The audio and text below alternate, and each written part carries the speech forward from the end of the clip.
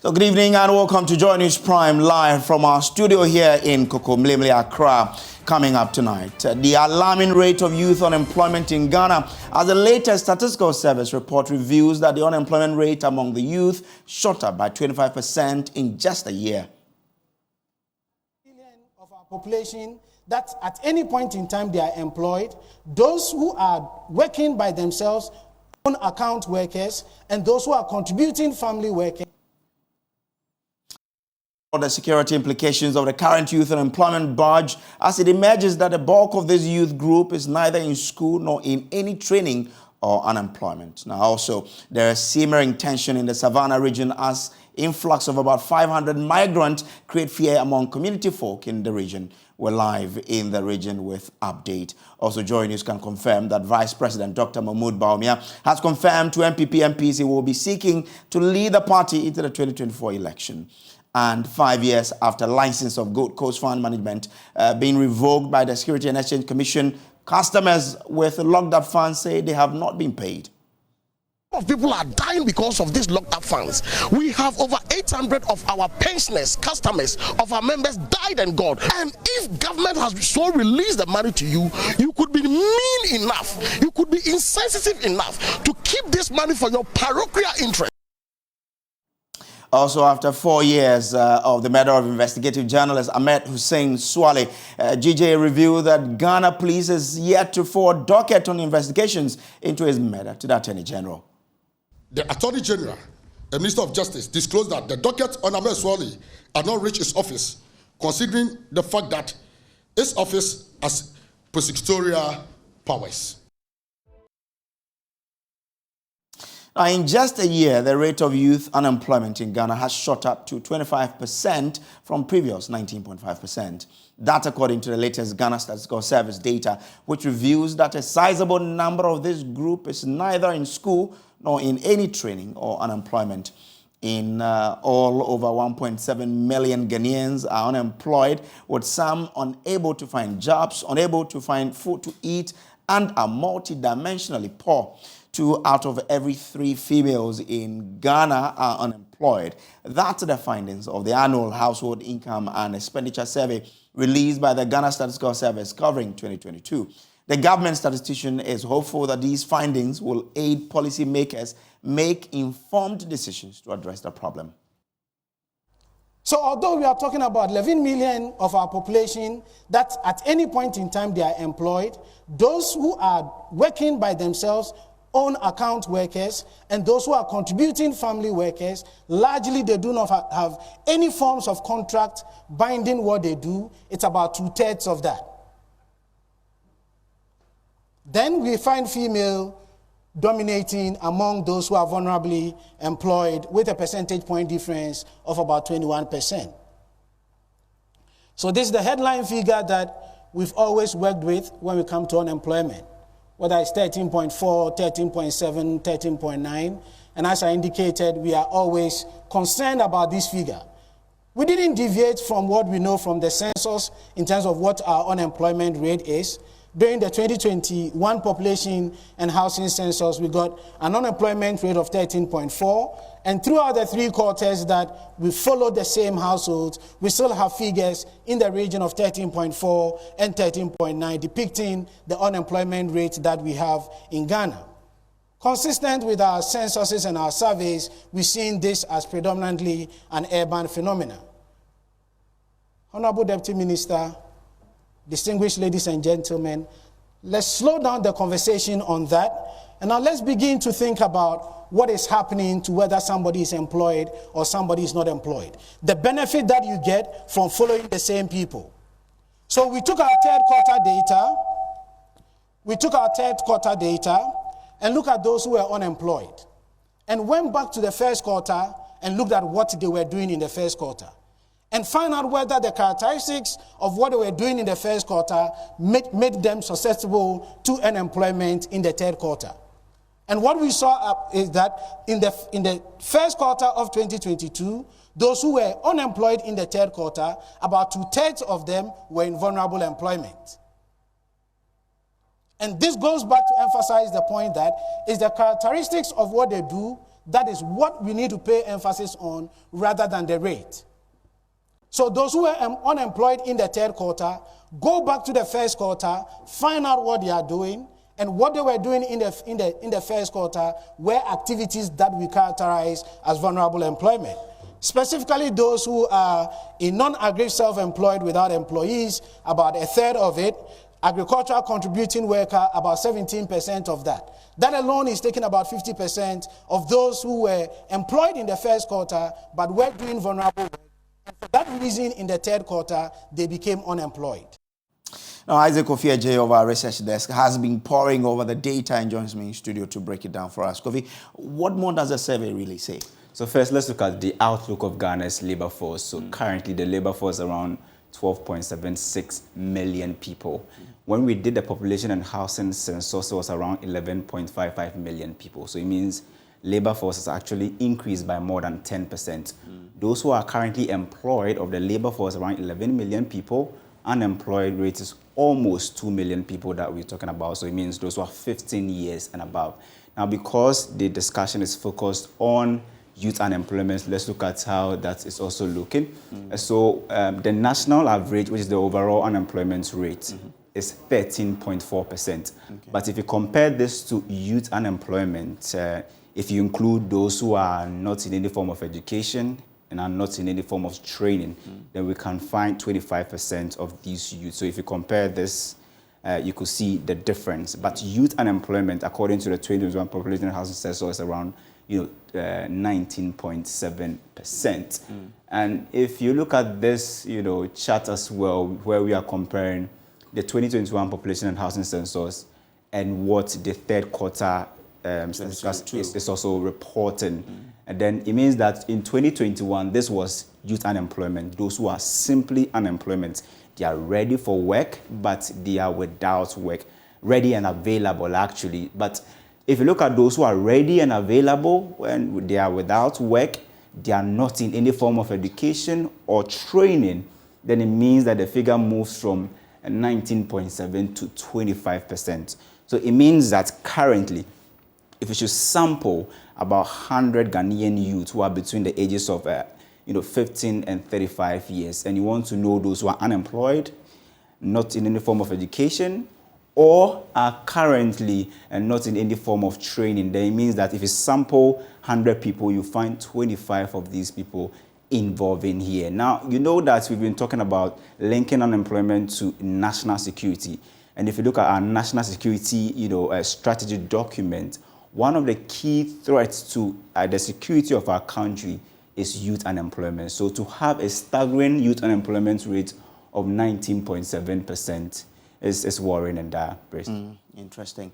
So that's what the data really says. Let's try and get some more in terms of this particular finding. We're joined by senior lecturer at the Department of Finance, University of Ghana, Dr. Patrick Esumi, to help us make sense of what the data really say. Doc, grateful that you could join us here. Now, with what we've been told by the Statistical Service, what does it present to the nation in terms of trying to find solutions to unemployment? But first of all, your reaction to the data put out by the Statistical Service. Good evening, and good evening to viewers, and thanks for having me. So I would like to start by, giving a lot of credit to the Ghana Statistical Service for the level of investment in generating this data. So, I tell my students for a long time that, we have not been very serious about meaning to solve the unemployment problem because we have not really collected the information to understand the nature of the unemployment. But from the presentation today, you've seen that the Statistical Service have made substantial investment in trying to understand the root cause and the main drivers of our unemployment. And so I think when I listened to the presentation, I was extremely excited that both from a research point of view and also from a policy point of view, we are now in a position to dig in deeper to understand the nature of the unemployment problem we have, and then we'll be ready to propose solutions to it. So I think it was great. The general sense you get from all the data is that the labor market is very weak, and got a little weaker over the course of the year. And it's not just from the headline unemployment rate, but you also see the percentages in vulnerable work, and then also the fraction of the youth, of the youth who are neither in school or in employment, in the labor force, or in any kind of training. So it just tells you that, well, there's a lot of work to be done, and the labor market in Ghana remains very weak. So once we've been presented with this, how do you expect government to tackle the issue of unemployment? So I will start by saying that, this presentation is extremely useful, and it gives us a first look at the data that we have to be able to understand the unemployment rate. I think we shouldn't be in a hurry to start proposing solutions. I know that is ultimately what we want to do. But I think one thing we have to understand is that now we have the data, we need to dig in and not start making decisions based on the first sight of, the initial things that we see, because there are a lot of underlying relationships and patterns that we need to understand. I'll give you one example. So for the first time, I've seen that we are presenting information on what we call unemployment spell, as well as unemployment duration. The unemployment spell you can think of as an episode of unemployment. So the reason why this matters is that you might have a case where the unemployment rate might have been steady around 13.5% over the course of the year. But it makes a big difference whether the same people are remaining unemployed over the course of the year, or different people are, those who are initially unemployed are getting jobs, and then different people are becoming unemployed, or the same people, they have jobs, they lose it, they have jobs, they lose it. Because either of these scenarios has different implications about the nature and the cause of unemployment and how to solve it. So for instance, if the same people, they get job and they lose it, and get and lose it, it might be that maybe they are well qualified, but they might have some attitudinal problems, or their work ethic is not good enough. So they keep getting jobs and getting fired. So we need to understand this. Also, if it's the same people who are remaining unemployed throughout the period, it might mean that they just don't have employable skills. And that means that the way you solve that problem is to give them some training. And we also get to understand there's a lot of research that shows that when people stay unemployed for a long time, their skills decay. So the labor market, in dynamic sector, the labor market might leave them behind. And that means that they need completely new skills and training. So I think this data gives us the opportunity. It's now time for the policymakers working together with some researchers to dig a little bit deeper so that we'll be able to come up with stronger and firmer policy responses to the unemployment problem. Interesting. So it means that for now, we do have, how to deal with the issue of unemployment, and we expect government to take a cue from this particular finding to find out how to deal with it. But recently there was this issue of government saying that it has provided 2 million jobs. Why are we still having these differences if government says have provided this number of jobs? So, there are several aspects to it, and, I think there was some discussion about the difference between having employment and having a job. It takes little to create a job. And, one of the discussions that came up is that we need to understand what are the characteristics of the job that have been created. Because if I have a task that requires 1,000 people working 100 days, and I decide to divide that work and give it to 100,000 people, each working 10 days, I would say I've created 100,000 jobs. So it may well be right that the government may have created those number of jobs. We need to know what is the nature of the job. Are those jobs casual? Are they temporary? Are they permanent? Are they jobs are they vulnerable jobs as we saw today? Or are they jobs that pay social security? So it is not out of place to say that the government have created so many jobs. The other thing is that don't forget that every year, students are completing and some are joining the workforce. So it's absolutely possible to have those many number of jobs created and have the unemployment rate go up. I'm grateful to you for joining us here. We've also been joined by Dr. Kojo. He is Chief Statistician with the Ghana Statistical Service to help us really understand some of the things that were put out there. Doc, so if we say the unemployment has moved from 19 to 25%, in terms of real numbers, what are we looking at? Good evening, and thank you for having me. So let me say that the unemployment rate, as we put out there, is 13.7% for quarter 3, and it's not 25%. So I'm not too sure which one you are referring to. If you are referring to the needs, then it's a different indicator. So that's exactly what we're looking at.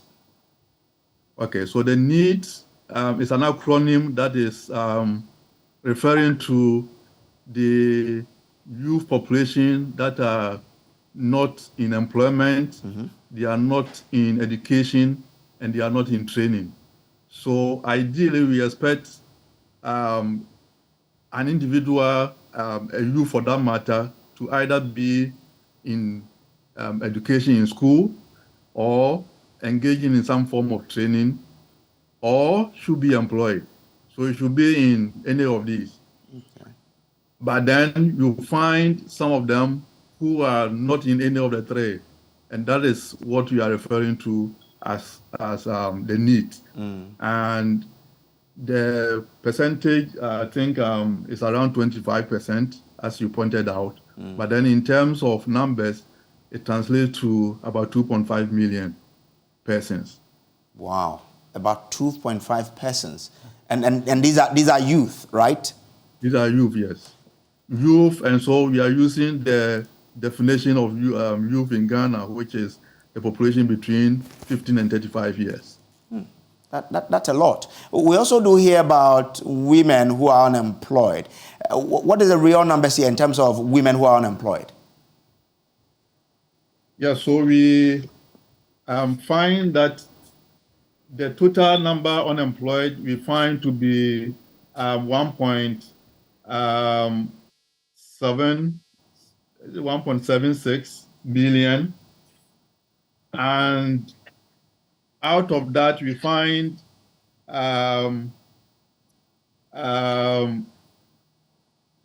men to be about 1.17 million, as opposed to, females being about 1.17 million, as opposed to males, that is about 0.58 million.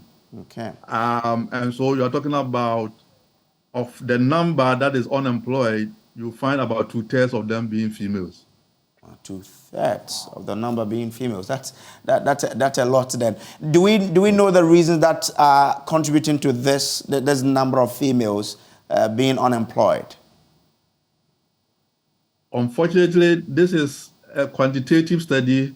It's not qualitative in nature, and so we did not go beyond the numbers to get the reasoning. Okay. And so it's good that this is coming up. And so we expect researchers to also support and delve into some of these issues and understand why there's so much gap in terms of the unemployment numbers we are getting at this stage.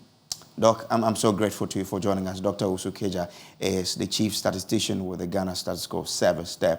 We'll look at the security implications of these numbers that are coming out. Dr. Ishmael Norman is a security analyst, and he joins us for us to look at that aspect as well. Doc, you've heard the numbers put out there, the number of youth who are unemployed, the number of females who are also unemployed. What sort of danger are we looking at here? Well, I think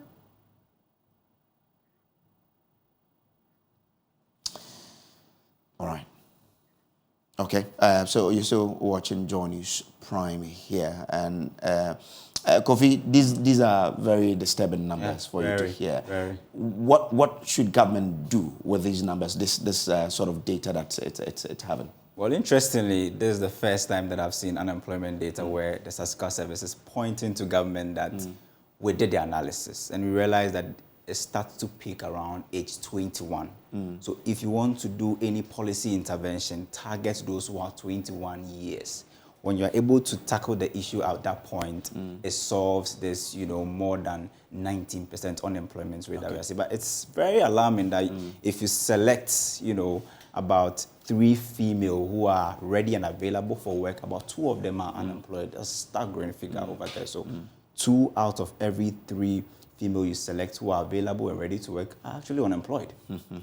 That's staggering. Well, moving on, but still staying with the economy, government says it is hopeful of receiving the needed finance and assurances from the Paris Club to pave way for Ghana getting an IMF bailout. Now, the lack of a clear assurance from the Paris Club over Ghana's external debt restructuring program is the stumbling block to Ghana accessing a $3 billion loan from the IMF. Speaking to journalists in Parliament, Deputy Minister for Finance, Dr. John Kuma, said he cannot give deadlines, but the assurances are close. Ghana is very hopeful. The Minister for Finance just returned from the Springboard meeting in the US. He took opportunity to meet our bilateral partners and multilateral partners. I can say that we are very, very hopeful that we will secure the Paris Club financing assurances within the shortest possible time. I'm unable to give timelines, but I can assure you discussions are going very, very well, and very, very soon, Ghana will hear the good news.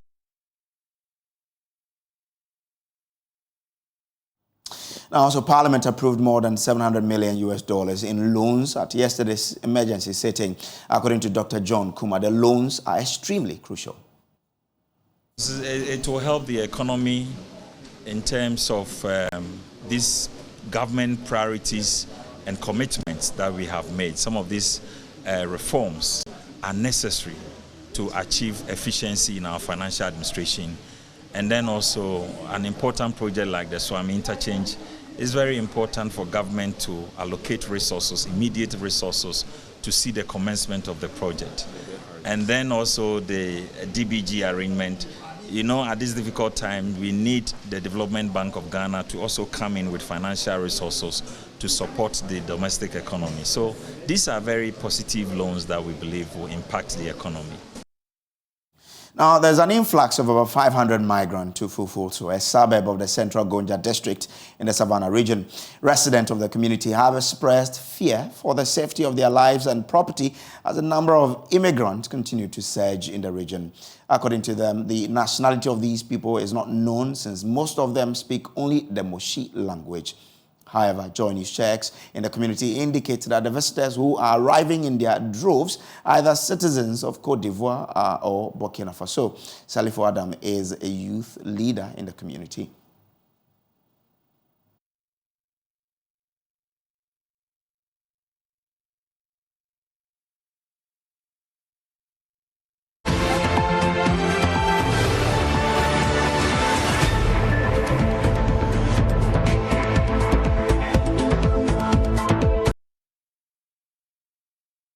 Welcome back from the break. Now, let's take you back to our earlier story where we understand there's an influx of about 500 migrants to Fufuso, a suburb of the Central Gonja district in the Savannah region.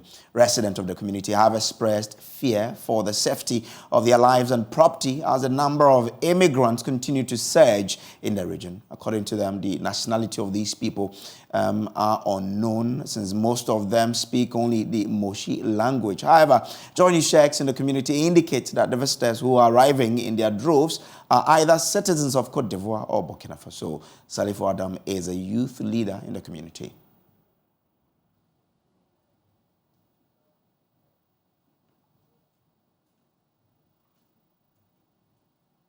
They started dropping in our community, coming to our community without the notice of the youth.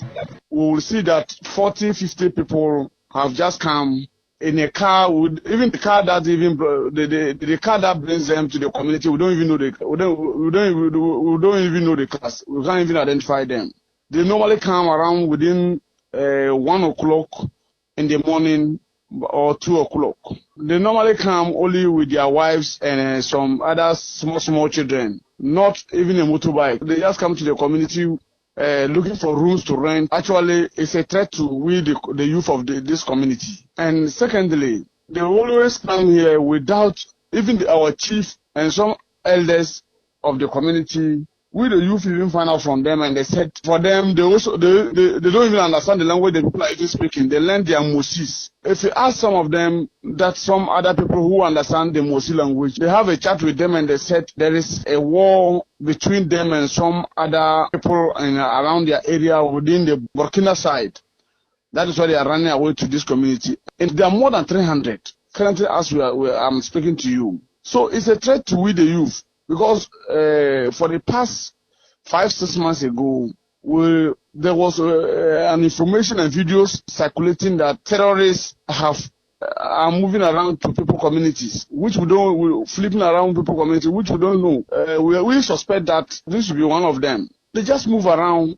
We don't know where they are coming from. No NADMON official have come to check on them. No Secretary Gwenja, this assembly has not also come to our aid. They look for rooms around the bush area, just the edge, the ending part of the community. That is why they normally look for rooms to stay. What do you want the District Security Council and the Regional Security Council to do about this situation? We want them to come and to take a tour and then a thorough investigation about these people. We want them to come to our community and let us know where these people are coming from.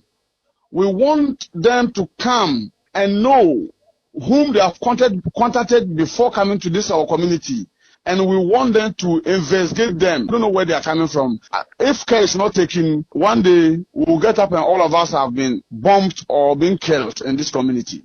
Tell me what you are going to do. I hear that you may be staging a protest tomorrow. We were going to do a protest, to do a demonstration for our leaders to come out and tell us where these people are coming from. Actually, some of our fathers from our houses are telling us to hold on. They will go into this matter and get back to us.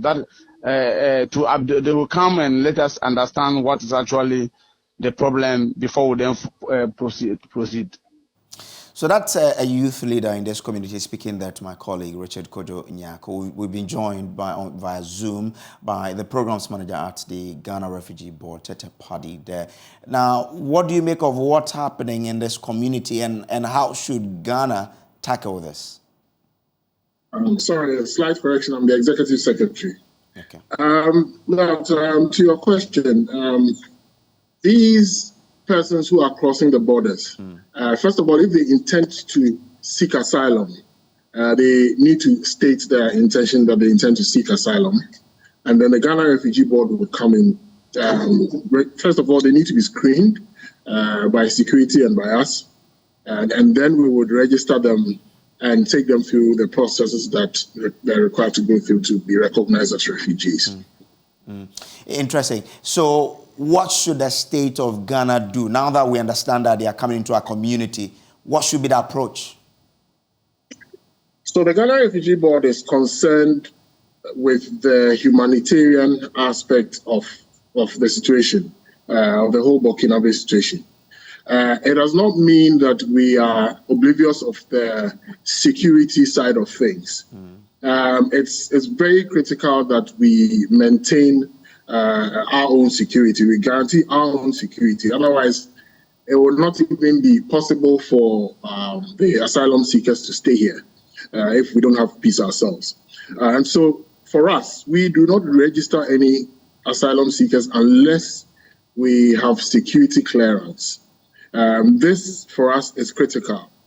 And once we know that there are asylum seekers or there are any people who intend to seek asylum, we move in with security.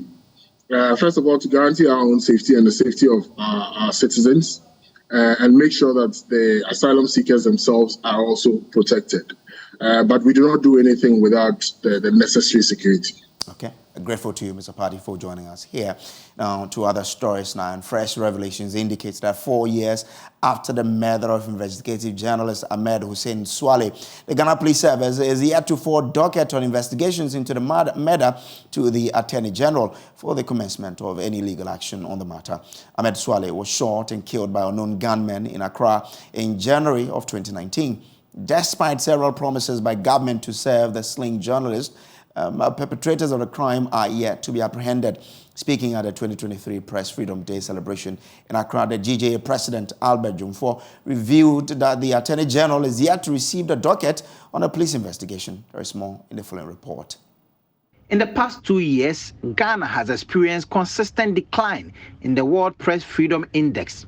The country has dropped 2 places in the latest ranking, moving from the 60th position in 2022 to the 62nd in 2023 out of 180 countries. This many have attributed to the abuse of journalists, including the murder of investigative journalist Ahmed Hussein Swali in 2019. While the international world is looking forward to Ghana resolving the case, fresh revelations suggest that legal processes are yet to be triggered. On this day, we cannot forget Ahmed Swali. Over 4 years after his gruesome murder, we continue to seek justice for him by putting pressure on the authorities concerned to up their game. Quite recently, the Attorney General, the Minister of Justice, disclosed that the docket on Ahmed Swali had not reached his office, considering the fact that his office has prosecutorial powers. The GJA president also blamed the decline on the never-ending abuse of journalists. One of our colleagues, Noah Nati Dame of Radio Ada, was recently detained for 7 days on false publication charges due to these bad laws. And this has affected our 2023 World Press Freedom Index, our ranking on 2023 World Press Freedom Index. Ghana has moved from 60 to 62. Ghana has moved from 60 to 62. Let's take note. 2 backwards. Government, however, maintains that it has worked to deepen press freedom in Ghana. Mauli Segbefia is head of policy planning at the Information Ministry. The creation of a liberalized media space with its attendant proliferation of television, radio, newspapers, and the use of the internet, the repeal of the criminal libel laws, and the passage into law of the right to information have all assisted in guaranteeing access to freedom and justice for the media and the public in general. This development has introduced a refreshing pluralism onto our media landscape and has opened access to new and diverse voices that have promoted democracy and participation in governance and development.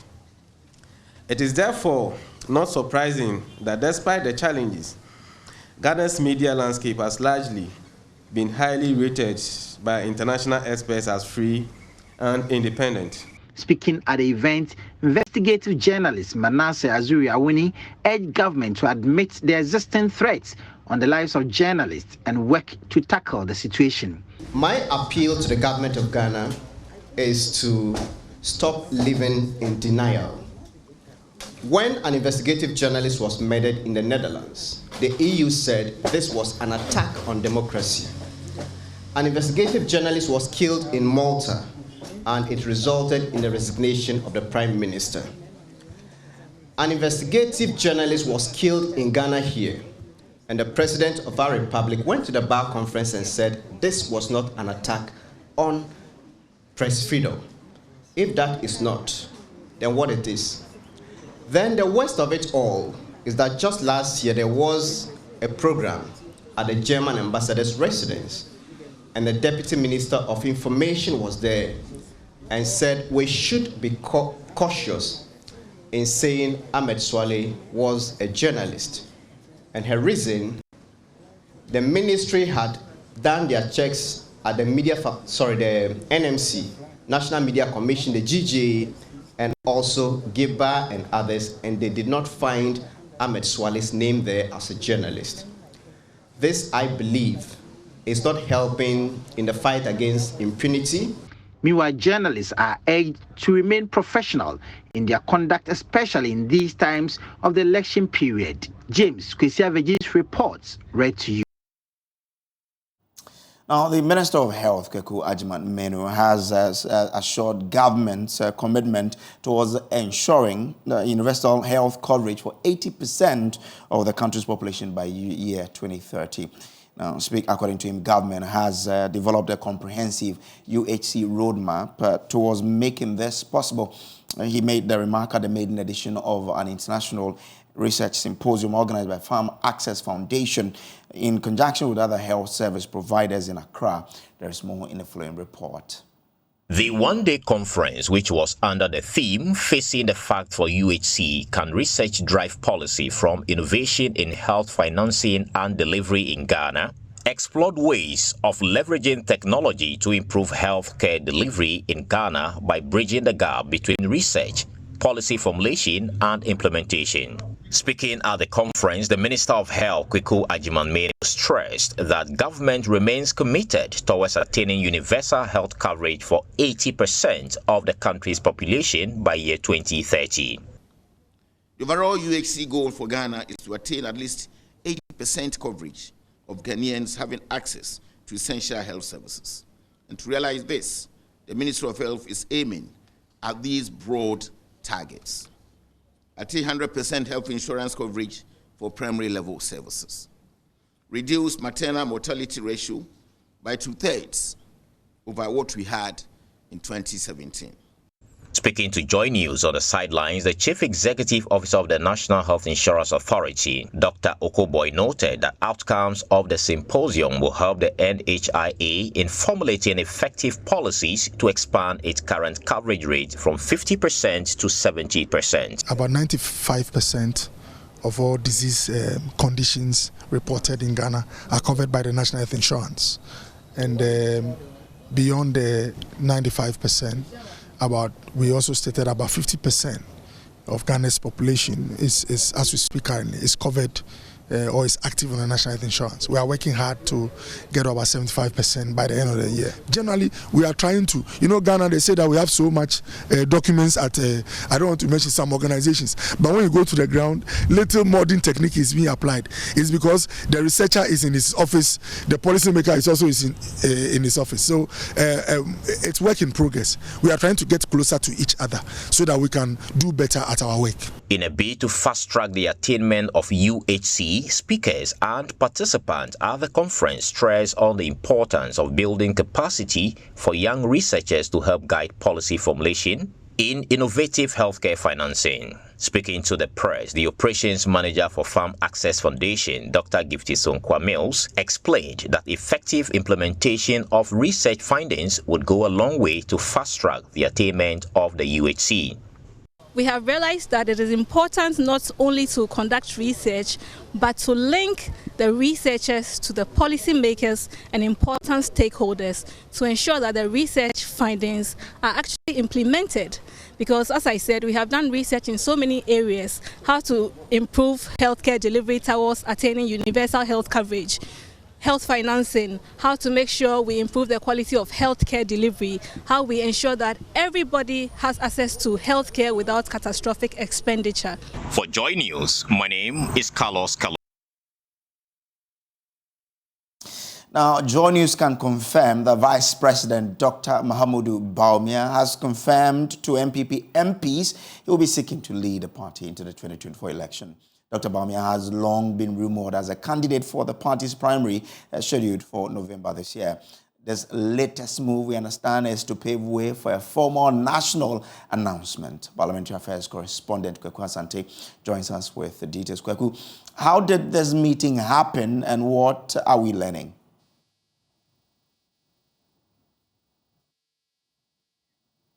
Kweku Asante, kindly unmute so we can follow what you're telling us. This meeting was a little bit under the cover. The vice president did not even go to parliament with a motorcade or anything of the sort. He just went there discreetly to meet all 137 NPP MPs to push his idea of running for the NPP flag bearership in the upcoming November primaries. The vice president is said to have told the MPs that he is the best bet to lead the NPP into the 2024 general election and that he was seeking their support and their blessing in this regard. What we understand is that some members of parliament expressed support for him and said that they will back him when he officially announced that to the nation. This is key because if there are more than 5 candidates, NPP would have to hold a superdelegates conference to prune the numbers down to 5 or below before the party's delegates will now make a decision. And so the party's MPs in parliament is such a strong aspect of the primary race. And so he is seeking to get a large base of these NPP MPs in parliament to back his candidature as he prepares to announce officially to the nation that he's running for president. Is the vice president likely to get a majority or all NPP MPs to back his cause? Well, the vice president has a number of NPP MPs who have already declared for him. You'll recall that whenever the vice president goes to Kumasi and other events, he goes there with members of parliament. Of course, there are a few members of parliament who are already declaring that they are in their land camp.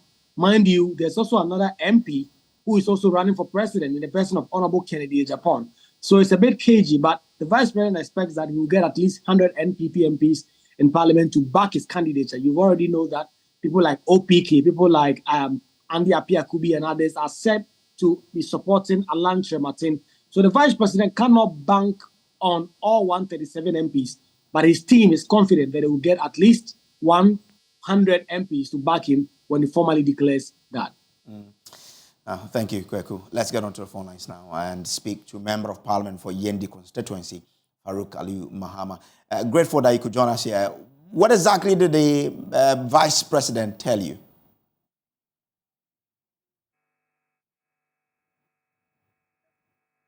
Hello?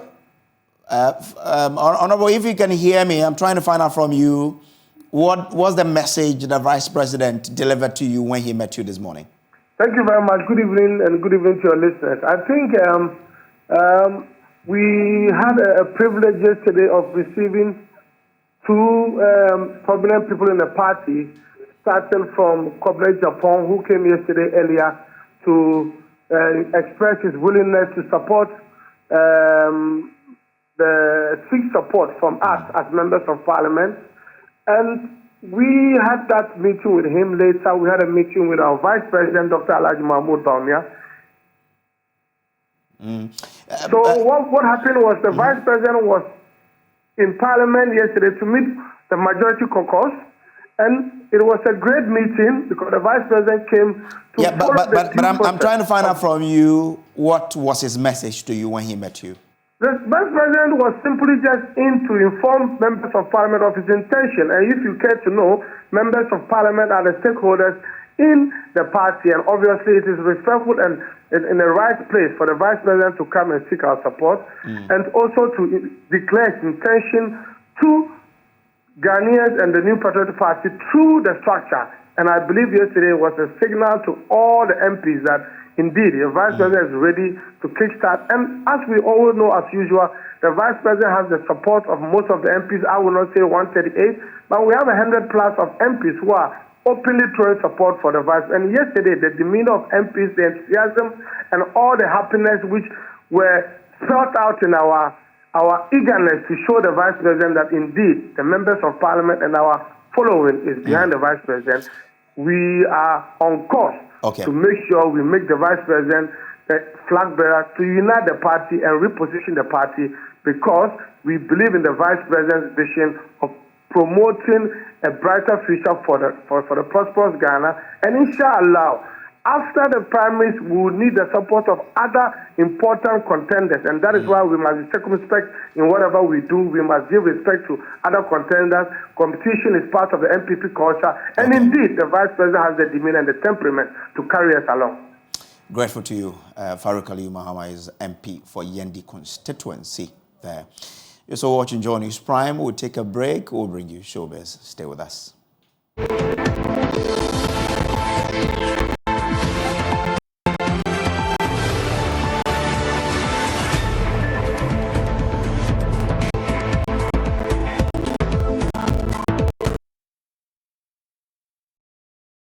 Time for us to bring you showbiz and my favorite person, Becky Bex, is in the house. Hi, Becky. How you doing? Hello to you, Brace. How you doing?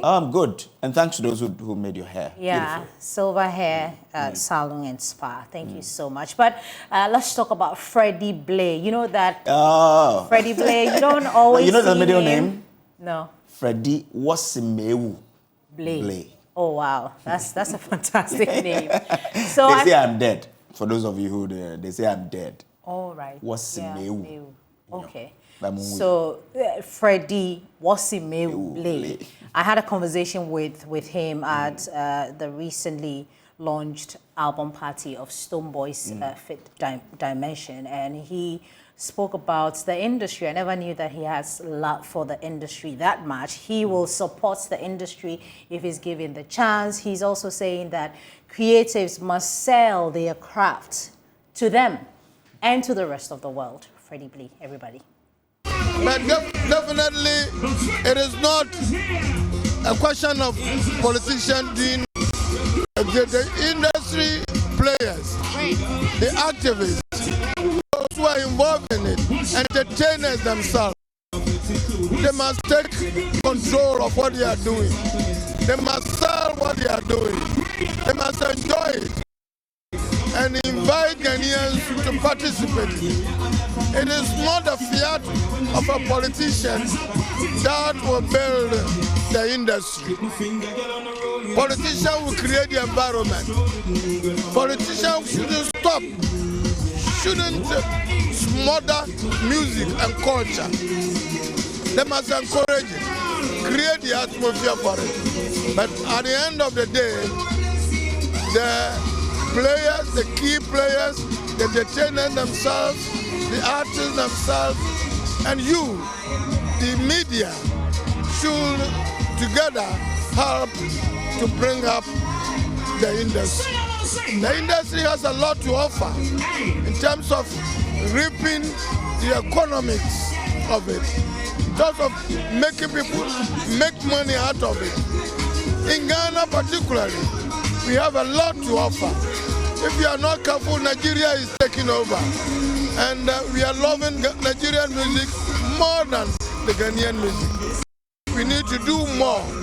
But it's not the politician alone. We all, as a society, should do so and sell what we have. After all, it is culture. And culture is the totality of our life. And music is a key part of it. I love music. And if I had the opportunity, I will contribute towards uplifting music in our society. So there you go. For those of you who are calling for support, Mr. Freddie Blay is available. So just give him a call. Brace, you have his number, right? So yeah, I do. We'll give him a call because I know a couple of people. Yeah, and especially I know a lot of people from where he comes from. Where he comes from, who needs support. the support. So we'll give him a call.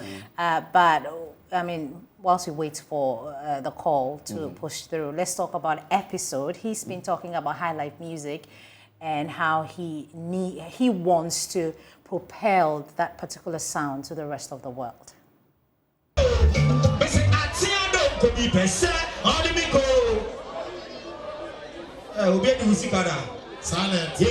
Well, after Atia, I slowed a bit. Now I'm trying to go back into time to dip into our indigenous sound, and that's what I'm doing right now.